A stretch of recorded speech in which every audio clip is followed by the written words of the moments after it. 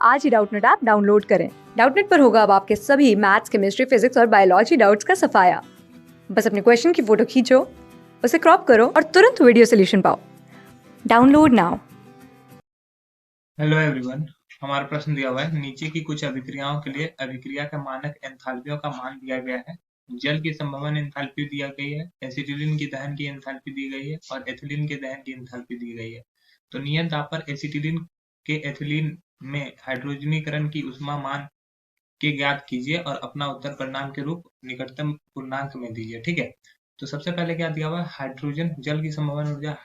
जल कैसे बनाते हैं, तो यहाँ पर हाइड्रोजन जो होता है ये गैसियस स्टेट में अगर हाफ O2 से रिएक्ट करवा दें तो ये क्या होगा, ये हमारा जल बन जाएगा H2O। ठीक है, लेकिन यहाँ पे इसलिए इसका जो डेल्टा H का वैल्यू दिया हुआ है वो क्या है, -68.3 किलो कैलोरी पर मोल। ठीक है, अब दूसरा अगर हम देखें, दूसरा क्या दिया हुआ है, एसिटिलीन का दहन में एंथैल्पी।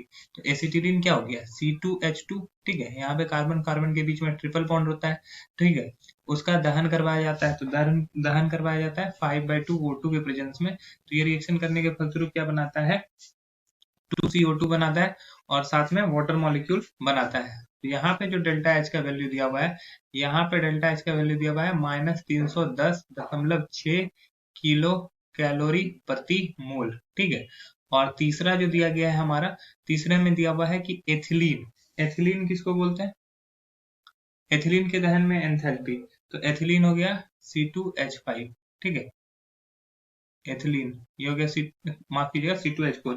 C2H4 एथिलीन में हमारा हाइड्रोजन दहन की एंथैल्पी, मतलब कि एथिलीन में दहन की एंथैल्पी है ना, तो ऑक्सीजन से रिएक्शन करवाएगा, 3O2 से रिएक्ट करवाएंगे तो ये क्या करेगा, 2CO2 बनेगा और वाटर मॉलिक्यूल बनाएगा, 2H2O बनाएगा। तो यहाँ पे जो डेल्टा H का वैल्यू दिया हुआ है, ये कितना दिया हुआ है, डेल्टा H का वैल्यू दिया हुआ है -337.2 किलो कैलोरी पर मोल। ठीक है, तो इस तरह से ये तीन दिया हुआ है। बोला नियत दाब पर एसिटिलीन को एथिलीन में हाइड्रोजनीकरण की ऊष्मा।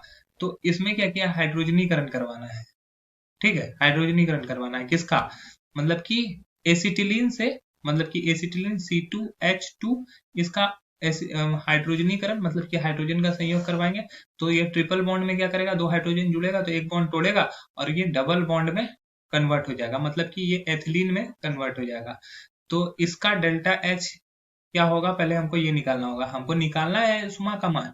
तो हम लोग को पहले डेल्टा H निकालना होगा उसके लिए। तो ये डेल्टा H जो रिजल्ट होगा वो क्या हो जाएगा, देखो C2H2 कहाँ से मिल रहा है हम लोग को, इक्वेशन 2 से मिल रहा है। तो इक्वेशन 2 प्लस हाइड्रोजन कहाँ से मिल रहा है हम लोग को, हाइड्रोजन इक्वेशन 1 से मिल रहा है। तो इक्वेशन 1 और प्रोडक्ट में क्या बना C2H4, वो C2H4 कहाँ है, ये हमारा प्रोडक्ट इक्वेशन 3 में। तो इसको घटाएंगे, इक्वेशन 3 को हम लोग यहाँ पे घटा देंगे। तो इक्वेशन 2 का वैल्यू जो है वो कितना दिया हुआ है, इक्वेशन 2 का वैल्यू दिया हुआ है -310.6 किलो जूल प्रति मोल। ठीक है, और उसके बाद प्लस हो जाएगा किसका वैल्यू, 1 का वैल्यू कितना है, -68.3 किलो जूल प्रति मोल। ठीक है, और इसमें क्या करेंगे, माइनस कर देंगे, इस दोनों को जोड़ देंगे। ठीक है, इस दोनों को जोड़ेंगे और माइनस करेंगे, किसको माइनस करेंगे, -337.2 किलो जूल प्रति मोल को। ठीक है, तो इसको सॉल्व कर लेंगे हम लोग। सॉल्व जब करते हो तो इसका वैल्यू जो आएगा वो हमारा आ जाएगा -41.7 किलो कैलोरी पर मोल। ठीक है, तो ये हमारा डेल्टा H का वैल्यू आ गया। लेकिन हम लोग को डेल्टा H का वैल्यू नहीं निकालना है, एंथैल्पी चेंज का वैल्यू नहीं निकालना, हम लोग को निकालना क्या, उष्मा का मान निकालना है। तो उष्मा का मान निकालने के लिए हम लोग को एक फॉर्मूला जानते हैं, delta H equals to delta E plus delta NRT। ठीक है, तो डेल्टा E का वैल्यू हम लोग को फाइंड करना है। तो डेल्टा H का वैल्यू पुट कर देंगे, -41.7 इक्वल्स टू डेल्टा E। और डेल्टा N का वैल्यू कैसे निकालेंगे, तो प्रोडक्ट देखो, प्रोडक्ट हमारा क्या बना है, तो जो रिजल्टेंट वाला पार्ट है, प्रोडक्ट के कितने मोल है, 1 मोल है, और रिएक्टेंट के कितने मोल। तो अगर इसका वैल्यू निकालोगे तो 1 - 2 हो जाएगा, प्रोडक्ट माइनस रिएक्टेंट, तो 1 - 2 तो -1 आ जाएगा। तो डेल्टा N का जो वैल्यू आएगा यहाँ पर क्या हो जाएगा, डेल्टा N का वैल्यू -1 आ जाएगा। ठीक है, तो यहाँ से अगर हम लोग इसको सॉल्व करते हैं तो ये प्लस -1 और उसके बाद फिर आर का वैल्यू कैलोरी में, किलो कैलोरी में 2 होता है, और टेम्परेचर जो है वो कितना टेम्परेचर यहाँ पे लिया गया है, तो बोल रहा है कि नियत दाब पर एसिटिलीन ज्ञात कीजिए।